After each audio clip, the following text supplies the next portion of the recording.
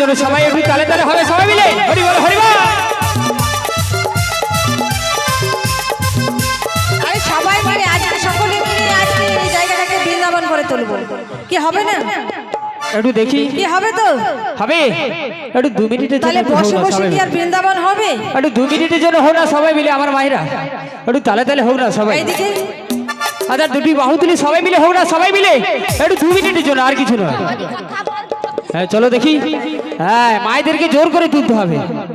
চলো ওদিকে আমার মায়েরা সকলে রেডি আছে, চলো